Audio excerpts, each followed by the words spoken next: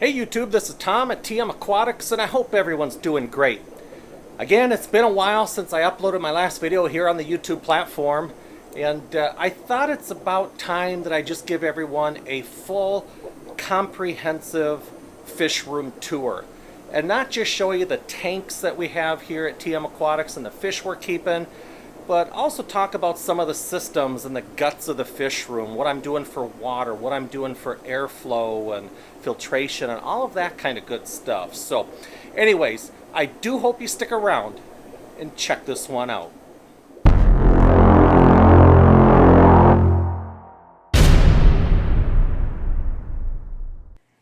All right, YouTube, let's kick off this full fish room tour. But before we talk about the fish room, I just want to say, if this is your first time stopping by my channel or watching one of my videos, when I do these full fish room tours, I always start out here in the rec room where I have 2 tanks.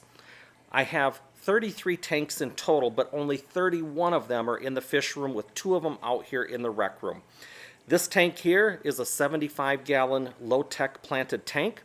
There is one big manzanita showpiece front and center in this tank.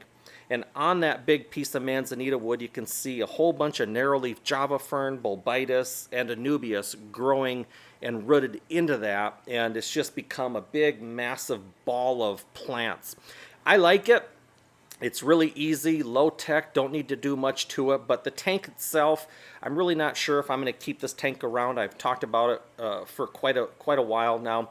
I don't spend a lot of time with it because it's not back in the fish room. It has a tendency to get a little neglected. Now in here, as far as fish, I've got a few Pracox rainbow, there's some cherry barbs in here, some super red bushy nose. In the big manzanita piece, there's a bunch of cracks and crevices, and within those cracks and crevices are a bunch of honeycomb catfish that I bred and grew out here at TM Aquatics. There's maybe 20 or 30 of them in here, believe it or not. And then also I have, there's a total of 5 L181 peppermint plecos in here, and I'd love to get those L181s out of here, put them back in the fish room. I do have 4 of them back in the fish room now. They've been breeding for me. We'll show them in a little bit, but I would like to get the entire group of L181s together and get them in their own tank so I can focus a little bit more on it. But that's this tank in a nutshell. And again, it's future. I'm not sure what future plans are for this tank. I've been talking about tearing it down for some time now, but you know how that goes. Sometimes I feel like tearing it down, other times I enjoy it, who knows. But anyways, this is a 75-gallon planted tank out in the rec room. All right, and the second tank that I have out here in the rec room is a 5-foot-long, 120-gallon tank. And I have 2 different types of fish in this tank. I have 6 albino threadfin acaras, and I have 12 L134 leopard frog plecos. The threadfin acaras I picked up when they were just little tiny juveniles from Dan at Dan's Fish, and they've grown into some just absolutely gorgeous, stunning adults. I was lucky in that I ended up with 3 males and 3 females. I would like to breed these at some point. However, recently I've been seeing a lot of aggression in this tank, and I'm going to have to sort it out somehow. A couple of them have paired out ever since I added the flower pot on the left-hand side of the tank. And they really put the run on the other 4 that are in the tank. So I think it's getting close to the time where I really need to do something about that level of aggression, because there's days where there's just constant lip locking and fighting. Their fins are starting to get a little tethered and destroyed, and I just think it would be best maybe to remove the other 4, let the dominant pair remain, and see if I can't get a spawn or 2 from these fish. But not sure what I'd do with the extras. Maybe put them back in the fish room, maybe see if my brother wants them, sell them locally, I don't know. But they're absolutely stunning fish, and the L134s are getting to the point now, the plecos are getting to the point where, you know, maybe some spawning is going to start happening here within the next 6 months, and that'll be great. But this is a 120-gallon tank. It is filtered by a sump system that I custom made and hand built. So filtration is absolutely wonderful, and the tank is also on an automatic water change system. Well, let's head back to the fish room and check out what's going on back there. All right, YouTube, we're going to head into the fish room and just take a quick look around as we first walk in. This is an unfinished 22 by 22 room here in the house. This is the only unfinished space in our house when we built the house 11 years ago. Originally, it was all storage for my wife's stuff that she doesn't need and will never use. Over time, she's done a really good job getting rid of stuff, and as she's gotten rid of a bunch of clutter, I have been able to put more and more tanks back here to where I now have over half this room for the TM Aquatics fish room.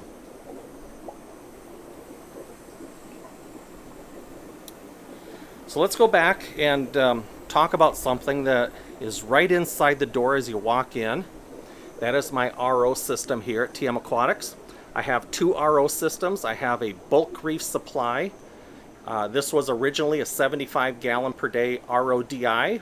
As I grew my space back here, I bought a conversion kit and upgraded it to a 6-stage RO system, no longer using any deionization back here, and it now produces 150 gallons a day.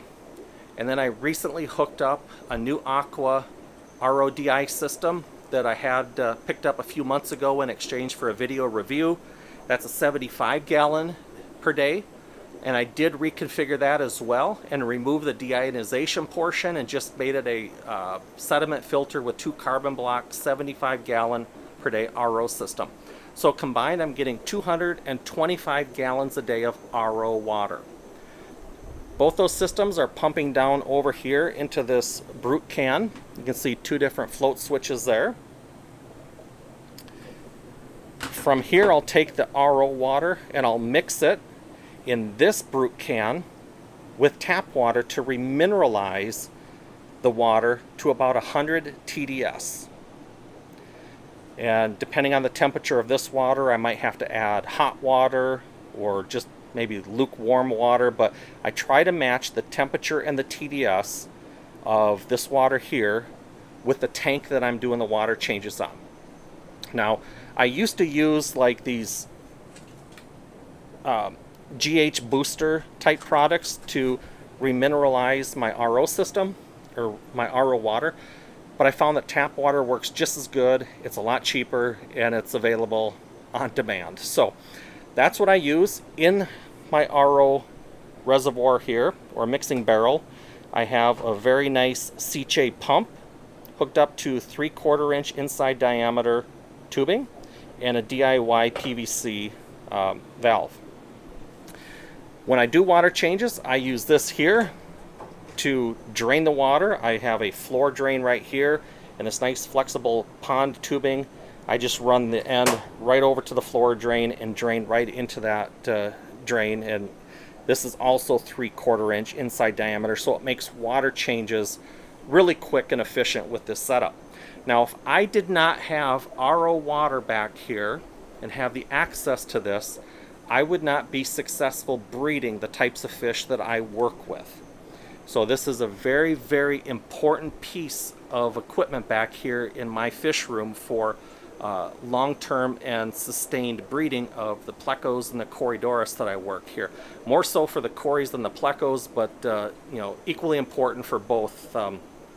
And again, I wouldn't have the success back here without it. Now, turning around real quick, got a freezer here where I have some frozen foods, but that's mainly just extra frozen pizzas, things like that. But I do have some frozen fish food in here, brine shrimp, eggs, etc. I have a stack of a triple stack of 40 breeders. These are all high pan citrus back here in this triple stack. Then I have a 33, 55, and a 40 long stack over here. The 5 20-gallon grow outs, 2 40 gallons, 2 20 standards, and 2 20 highs here. 2 40 breeders on the top, 2 40 breeders in the middle, a 40 breeder, and a 29 on this rack here. A triple stack of 60 breeders, a 40 breeder down here underneath my table, a nice big flat screen above my work table so I can watch some YouTube videos while I work or watch TV, a double stack of 75, and then my most recent addition is 2 more 40 breeders on this rack slash storage shelf. Now I made this rather than a dedicated fish rack. I needed to keep a couple shelves for storing stuff. And up above is my my central air pump. I have two pumps. The one that's currently hooked up and powering the filtration back here in the fish room is a Pondmaster AP100. And then in that plastic container is a backup pump. It's a Gemco LPH80 linear air piston pump. I use the central air loop with about 60 or 65 drop lines back here in total for the air filtration in all of my tanks. On all of, or most of my Pleco tanks, I also have a secondary type of filtration. On these 360 breeders, I have the Seachem titles, but on all my other Pleco tanks, I have aqua clears. And after having the aqua clears back of this fish room for years, and now having the Seachem titles for about a year now, I can safely say that I still prefer the aqua clears 100% over the Seachem titles for my needs. Two main reasons. Number one, the Seachem titles have these slots up here and have like a built-in surface skimmer. But if you put food in your tank and it doesn't sink, it can get sucked into the filter and immediately, you know, just starts to break down and adds more waste into the tank than is necessary. Second, because it has this built-in skimmer, not all of the suction power is coming up from the lift tube. I have pre-filters on all of my aqua clears.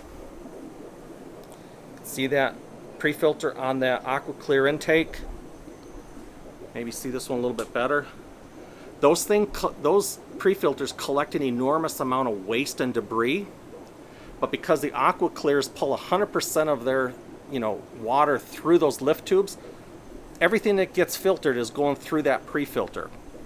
With the Title Seachem, or the Seachem titles, that's not the case, because a lot of water is going in through these built-in skimmers. Even if you dial that down to its lowest setting, still a lot of water moves through there and not so much through the lift tube. So I have only taken these pre-filters off and rinsed them like twice in the past 9, 10, 12 months, however long I've had these three tanks set up. The pre-filters on all these other tanks, I have to take them off every couple weeks and rinse them. That's how it's such a big difference. It's definitely noticeable. I'll just say that. So anyways, that's what I have going on for air. Now over here I have a small Alita AL6 with 6 drop lines coming out, one for each one of these tanks. Behind my banner there that I use that swaps, there's a CyberPower battery backup system. It is not strong enough to power my large central air pump, but it is strong enough to power this pump for like 20 hours. So in the event of a power outage, this pump will still run, and I'll still have at least one sponge filter running in each one of these tanks where I have high dollar fish. Now, in the event of a long power outage, which we've never experienced here in the 11 years we've been here, the longest power outage we had was 4 hours. But if we do have a lengthy power outage, I do have a generator, a Generac generator. And then I also have supplemental heat down here, an oil-filled radiator type heater. I could heat the room, I can power my air pump, and the fish will be just fine. Okay? These 5 tanks are all on an automatic water change system. They just get straight tap water. Very simple setup. Out of my slop sink, a flow restrictor into a timer, into a sediment block, into a carbon block, remove the chlorine, and then into each one of these tanks. That system also feeds tap water into this tank, and this tank. These 3 tanks are also having RO water pumped in every night straight from my RO reservoir, to where each one of these tanks is getting about 10 to 15 gallons of fresh water every night. Actually, these two get a little bit more. So these 3 tanks are an auto water change system. These 5 tanks are on auto water change system. My 120 gallon out in the rec room is also on an auto water change system. So anyways, let's go take a look at the first tanks when you come in, and I'll just show you real quick what we have in each tank, and then we'll go from there. Alright, so when we first come in through the door there, we have these 340 breeders. They all have high pan citrus in them right now. This top tank is where I have my L471 mini snowball plecos. These are a real nice little black and white spotted pleco. They don't get too big, about 3 inches is all. And I did pick these up from Dan at Dan's Fish. And I forget how many I have in there, to be honest. I think there's 13 or 14 in there, something like that. Probably more than I need, but I like to buy a lot of fish when I start a new group, and then as they mature I can hand select the group that I want to move forward with for breeding. So if I ended up with, if I bought 14 fish, I can, odds are I'm going to have a good ratio of males and females once I make my selection and get them down to maybe a group of 8 or 9. Down here in this middle tank, this is where I have my L174s. Another small high pan citrus from the Rio Jingu. Just a real beautiful, very special fish. One of my favorites that I have back here in the fish room is the L174. And again, I think I have like 14 of them in here. And then in this bottom tank, this is where I have my L236s. Most of these came from George at Nationwide Aquatics. And 2 or 3 of them are actually super whites, or would be considered super whites by most people. And then there are a few in here that I picked up from Aquaria Life as well.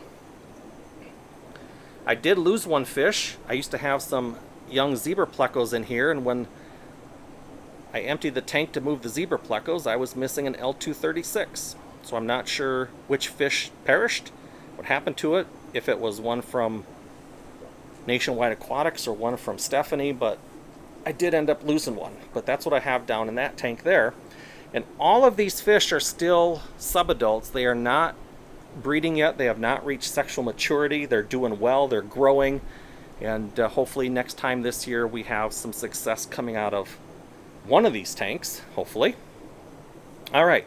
These next 3 tanks is a 33 long on the top, a 55 in the middle, and a 40 long on the bottom. The top tank is where I have my group of zebra plecos.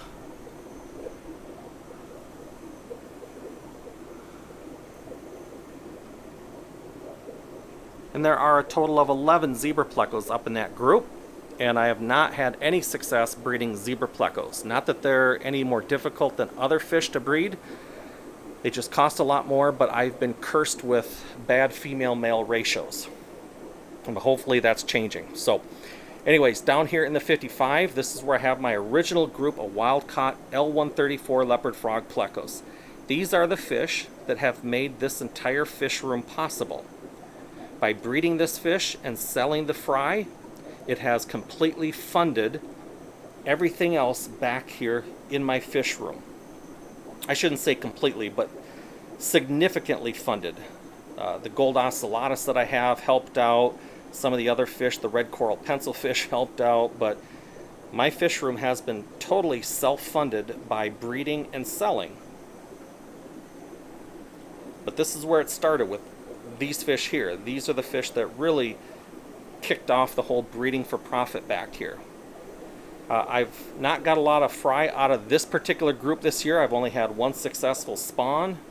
Not had a lot of activity out of my 134s in general this year.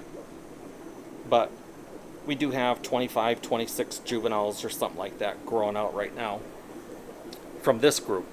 Down below, this is where I have my longfin super reds. Some really, really nice longfin super reds. Some of the nicest I've seen in the hobby.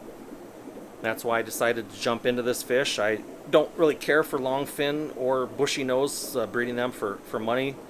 But also in here are 10 or 11 you can see right underneath that wood, you can see that white fin right there. That is an L183. I don't know how many I have, 10 or 12 L183s in here.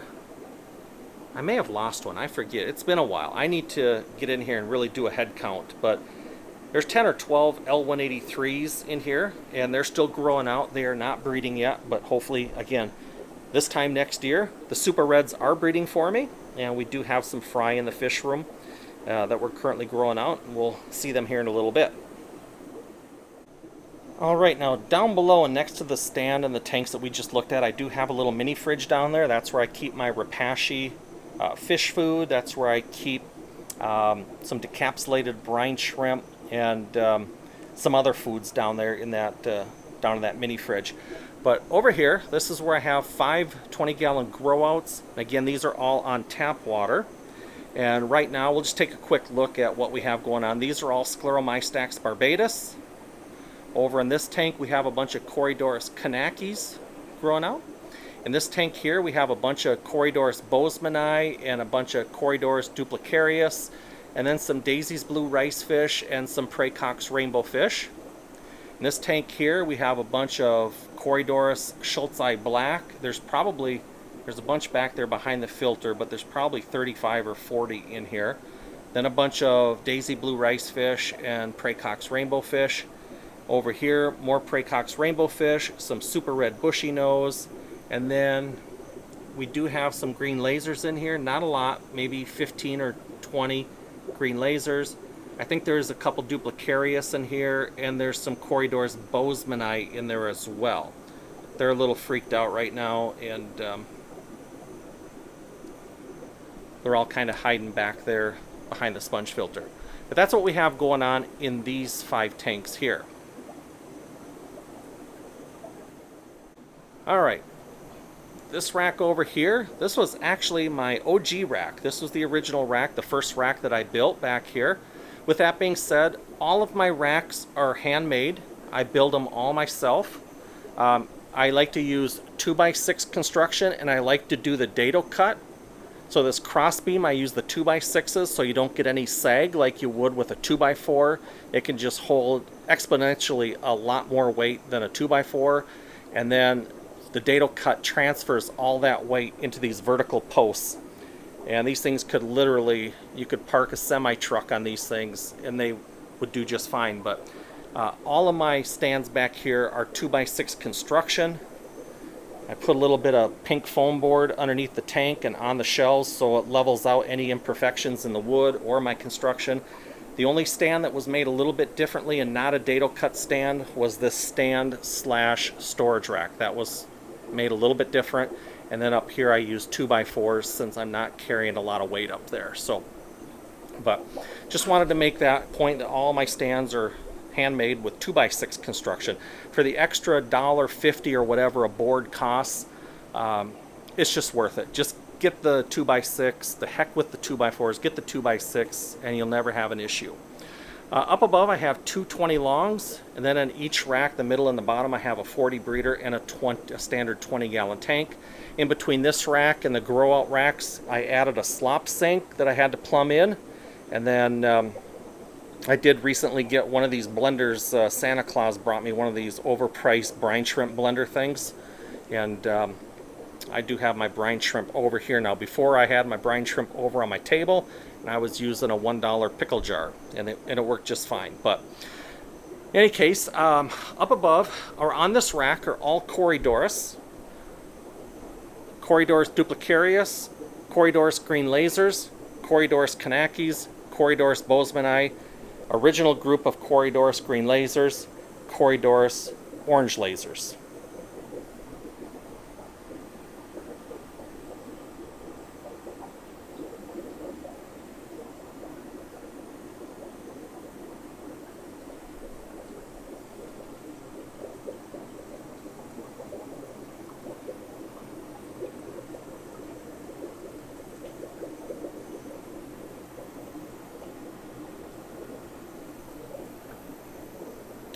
We're not going to see anything down here. The green lasers are hiding right now. The orange lasers are hiding right now.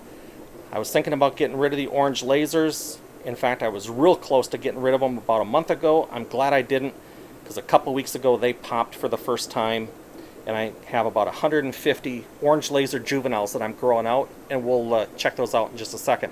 Now you're going to see some dither fish back here in the fish room.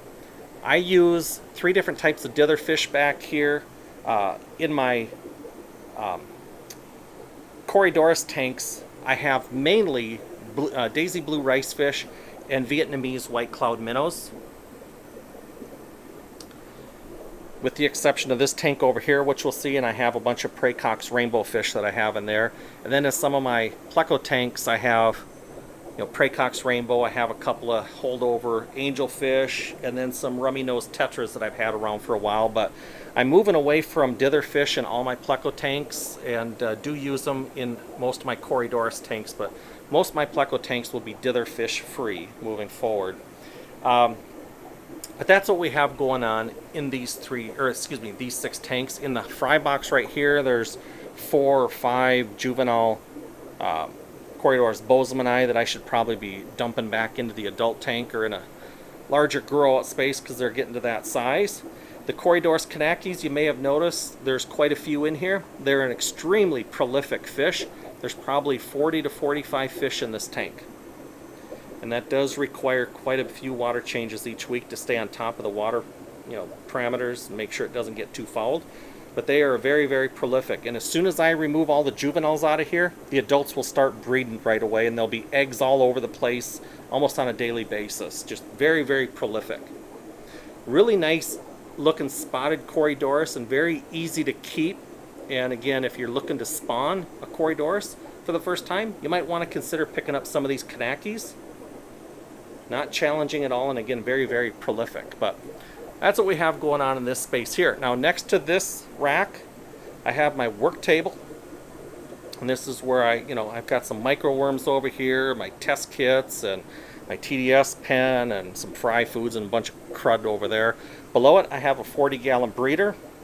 And this is a grow-out tank. This is on an automatic water change system, as I already mentioned. In here, I currently have a bunch of L494s, a bunch of L134s growing out, and then see that black and orange stripe right there? I have a bunch of L397s in here. Now, this is what I put in this tank. That's not necessarily what's in this tank, but that's the number, the quantity, and the type. I have picked out a few carcasses when they were first added. I don't think I was feeding enough, and I pulled out a few 494s and 134s, so I don't know how many I have left in here, but there's a lot. You just can't see them. They're all hiding. But anyways, then I've got my work table. I do have a TV up above. I do have a dehumidifier in my fish room, and this does a good job keeping the whole house, the humidity in the whole house down quite a bit. Right now, it's only 37% humidity back here. I'm taking a stroll back this way. I do have a second dehumidifier in the event that the humidity starts to get a little too high for the house. So I do have these, I don't even remember what these things are called, but I have these throughout the house. And if I see them getting too high, I'll plug in that second dehumidifier, but it's never been an issue. But anyways, that's what it's kind of what's going on over in this corner over here.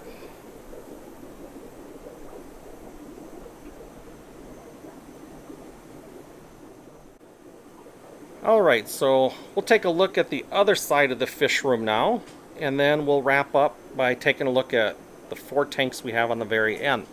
But over here on this side of the fish room, this rack first, we have 2 40 breeders on the top, 2 40 breeders in the middle, 40 breeder, and a 29.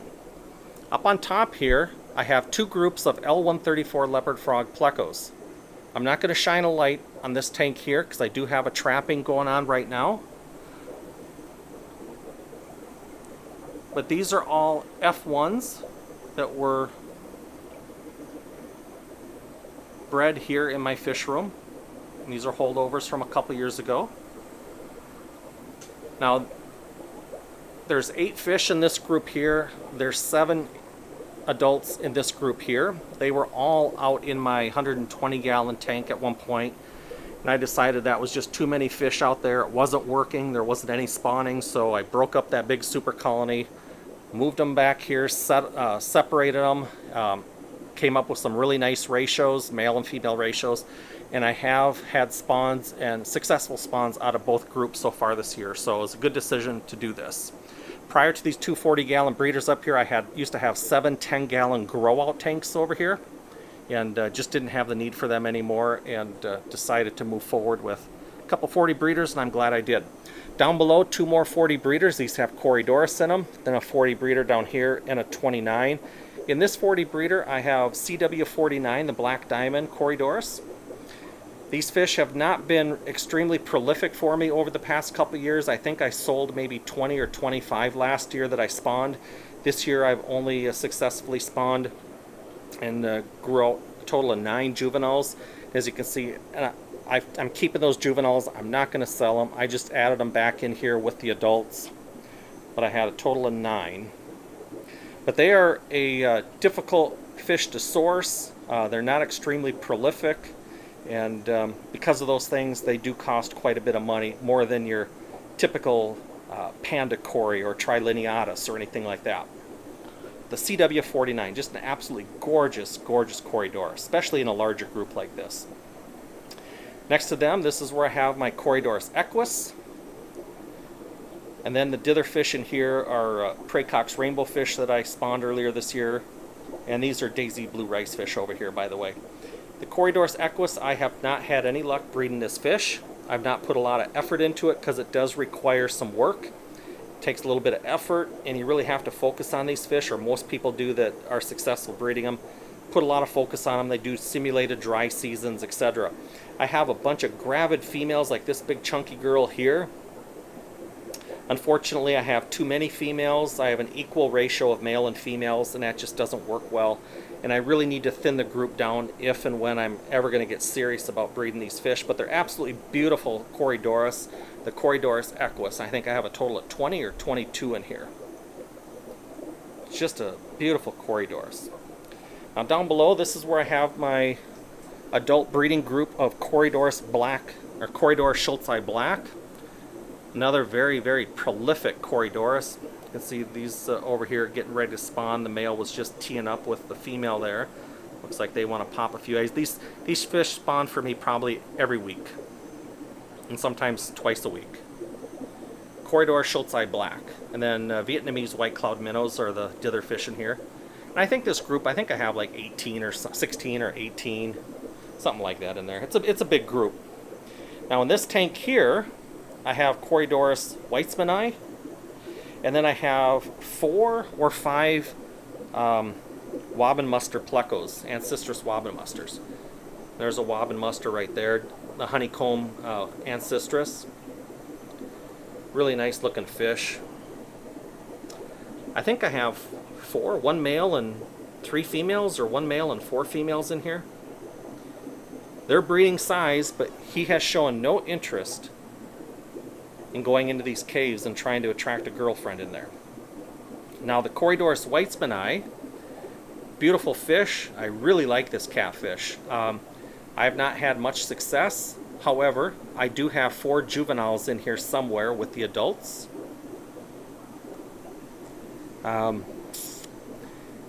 Pretty interesting though. They do not have big spawns. These weitzmanni, when they spawn, I might only find 1 egg, maybe 4 eggs, but never really more than 10 or 12 eggs. Unlike the gold lasers, or orange lasers, and the green lasers, and the schultzii black, I'll find 100, 150 eggs when those fish spawn. But I was hoping one of the juveniles would come out, but I have 4 of them, and they're about, I don't know, 1/2 inch, 3/4 of an inch right now. Look just like the adults, just in a mini version. And again, the Ancistrus wabenmusters are in here. But that's what we have going on in these 6 tanks. These 3 tanks here are 60 breeders, all plecos. This is where I have a large group of L260 Queen Arabesque plecos. I have too many. I'm going to thin this group down. I think there's 26 in here. I want to thin it down to like half that size. Remove a bunch of caves, and I think I'll have a little bit more success.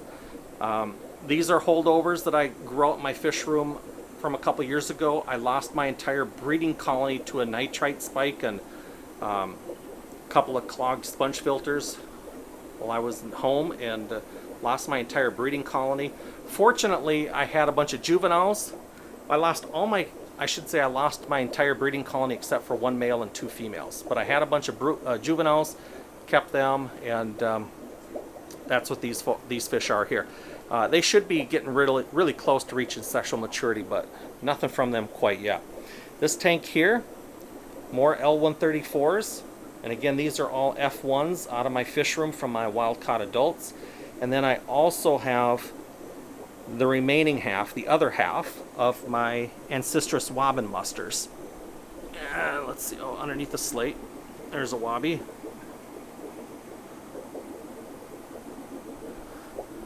Oops, and there's the big male that's in this tank. It's hard to get this flashlight to work without too much reflection, my apologies. The wobbin musters have shown no interest in breeding yet, which is disappointing, because I definitely believe they're sexually mature. All right, so down below here, this is where I have my L400s. Picked these up from Dan's Fish. They're another black and white worm-lined fish, Hypancistrus.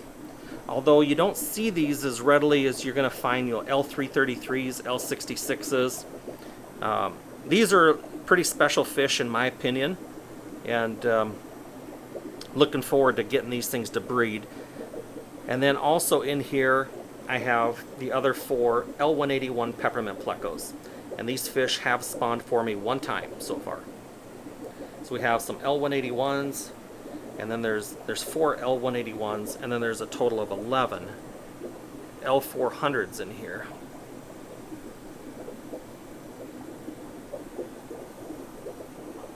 Anyways, that's what's going on in this bottom tank.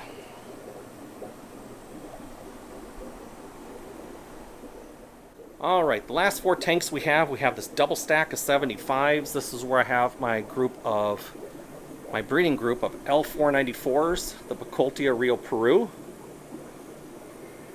Beautiful, beautiful Bacoltia fish. And we do have some juveniles in here. We do have some angelfish food growing out in this cave here. See those little blue eye lemon bushy nose plecos. As those come out of that cave, Mr. Angelfish will take care of them, because I don't want them breeding in that tank. And I don't feel like growing out a bunch of bushy nose that sell for $1 a piece.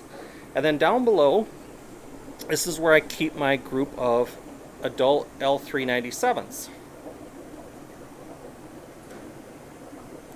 And I don't know how many I have in here, I just know that I have too many.